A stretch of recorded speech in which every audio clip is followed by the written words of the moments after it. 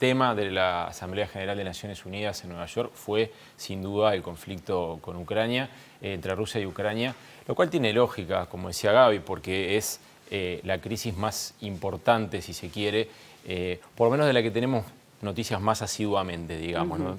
Entonces, el presidente Zelensky, que además después visitó Estados Unidos y hoy Canadá, se convirtió de alguna manera en el protagonista de ese encuentro. ¿Y aportó algo? ¿Zelensky o el encuentro? No, el encuentro. La verdad es que fue un escenario, digámoslo así, en el que el presidente ucraniano pudo, ahí lo vemos en el recinto de la Asamblea General de Naciones Unidas, que se reúne todos los años para juntar a todos los líderes del mundo y darnos una idea de hacia dónde vamos, ¿no? A eso debería apuntar.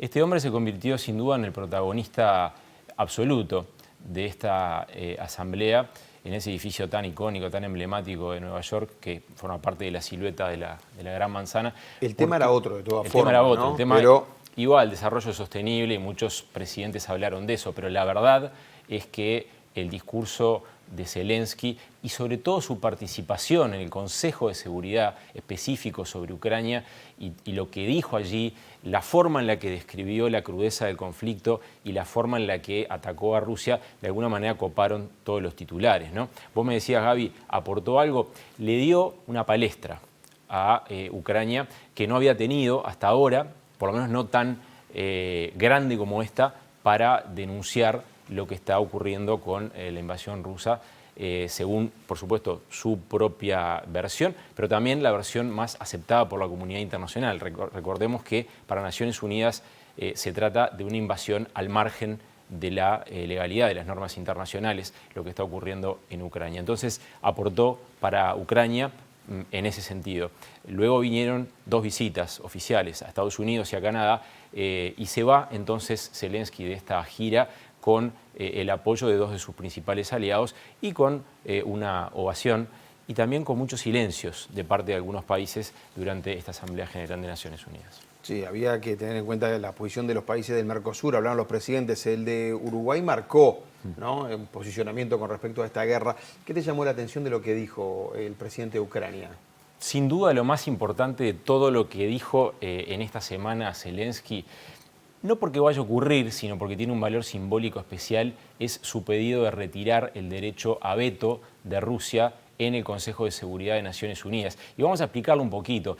El Consejo de Seguridad de Naciones Unidas tiene miembros permanentes y miembros rotativos, y los miembros permanentes con derecho a veto son 5, los 5 vencedores de la Segunda Guerra. Es una potestad, es un privilegio que viene heredado entonces de esa victoria. Rusia no era Rusia cuando accede, digamos, a ese derecho a veto, era la Unión Soviética. Ucrania, por supuesto, cuestiona esa posibilidad. ¿Por qué? Porque de alguna manera lo que está diciendo es: la guerra sigue porque Rusia, que tiene derecho a veto, que es el invasor con derecho a veto, esa es la posición de Ucrania, y sus aliados, una alusión directa a China, le están permitiendo que las decisiones que el Consejo de Seguridad podría tomar para frenar la guerra no procedan, no avancen. Entonces, de todo lo que dijo en la semana, aunque no va a ocurrir que Rusia pierda el derecho a veto, no va a ocurrir, nadie va a ceder su derecho a veto, ninguno de los 5 lo va a ceder, y difícilmente se amplíe, como pretenden Brasil e India, por lo menos rápidamente, esa posibilidad, porque la configuración del Consejo de Seguridad de Naciones Unidas está lejos de cambiar. Ahí lo veíamos en ese Consejo de Seguridad, y ahí vemos al canciller Lavrov de Rusia, que vino después que se fue Zelensky, después que Zelensky habló, después que el presidente en ejercicio del Consejo de Seguridad, que era el representante de Albania, le pidió al representante ruso que dejara hablar a Zelensky, y le dijo una frase muy contundente, casi anecdótica si no fuera el contexto tan crítico de la guerra. Le dijo: si usted quiere hablar, esto se soluciona muy fácil, usted detiene la guerra y el presidente Zelensky no habla. Claro. Algunas ausencias fueron significativas. Sin duda. China, Rusia, Francia, y Gran Reino Bretaña Unido. que no mandó a su primer ministro. 4 de los 5 que tienen ese poder de veto no tuvieron a sus mandatarios, a sus principales dirigentes presentes en esta Asamblea de Naciones Unidas. Esto tiene una lectura para Ucrania, si se quiere, positiva y otra negativa y una positiva.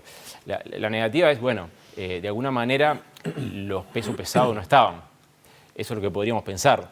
La positiva es todo el espacio estaba libre para que Zelensky fuera el protagonista. Zelensky, Joe Biden, que aludió a la guerra en Ucrania más o menos por la mitad de su discurso y que después lo recibió en la Casa Blanca. En definitiva, ahí se mueven muchas de las cosas que hemos venido analizando en los últimos tiempos. Eso de darle apoyo más o menos a un foro o a otro, que es parte de la diplomacia global. Y en el caso de Vladimir Putin, bueno, no solamente no acostumbra participar de este tipo de eventos, sino que además tiene una orden de captura internacional y no está saliendo de Rusia, salvo a países claramente aliados. A mí me llamó mucho la atención la reunión de Zelensky, el presidente de Ucrania, con Lula, ¿no? Del presidente de Brasil. Lula ha sido bastante dubitativo y bastante pro-ruso en todo este momento. No sé si ahora está cambiando o qué pasó ahí. Lo dudó, lo buscó mucho, la verdad, dije lo dudó, pero lo buscó muchísimo Lula, Zelensky. Yo recuerdo que nosotros charlamos cuando el G7 de Hiroshima, Brasil estaba invitado, era uno de los países invitados a la reunión de las principales potencias mundiales y Zelensky apareció, copó la agenda, la diplomacia brasileña no estaba al tanto de que Zelensky venía. Hubo ahí un encontronazo porque no lograron reunirse, porque primero Lula no quiso reunirse y después Zelensky no quiso reunirse. Entonces, esta reunión, ¿a qué apuntaba? Tenía dos objetivos completamente diferentes para los dos presidentes y las derivaciones que tuvo para uno y otro país fueron diferentes. Para Lula era intentar volver a poner a su país en camino a participar de algún tipo de negociación futura, algo que Lula está buscando, a pesar de que el conflicto tiene muy poco que ver con Brasil en la realidad. Es parte de la estrategia brasileña de volver a ser un protagonista diplomático fuerte. Eso, la Amazonia, parte del discurso de Lula se enfocó en estos dos temas en la Asamblea General. En el caso de Zelensky era no volver a darle la espalda, porque no está en condiciones, a un presidente que está, por lo menos en lo discursivo, intentando empujar algún tipo de solución. Vos decías, Lula fue muy dubitativo, fue más que dubitativo. Lula fue uno de los presidentes que habló de garantizar la seguridad de Rusia. Algo que molestó mucho a Kiev. Lula fue uno de los candidatos en ese momento que dijo que Zelensky era tan responsable de la guerra como Vladimir Putin. Eso también molestó muchísimo al presidente ucraniano.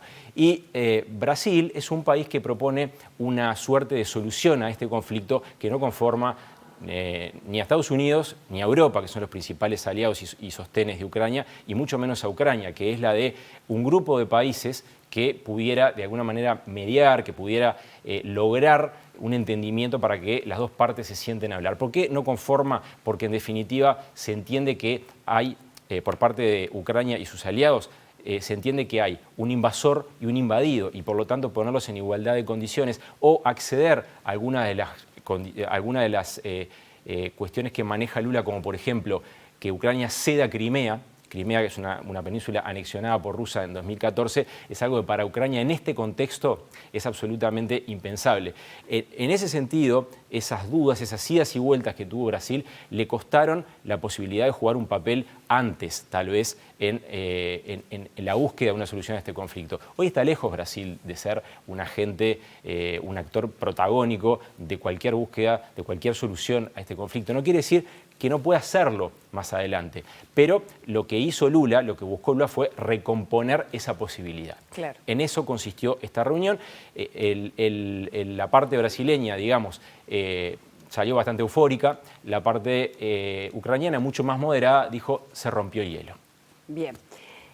Hablando de hielo, se reunieron Zelensky y Biden y Zelensky se va con un botín de, por lo menos en lo discursivo, de un gran apoyo. Pero las cosas se resuelven en el Parlamento. Sí. ¿Y qué pasa en el Congreso? ¿Cuán viable es ese apoyo desde el punto de vista práctico en el Congreso de los Estados Unidos? Tiene un problema Zelensky ahí y tiene un problema Biden.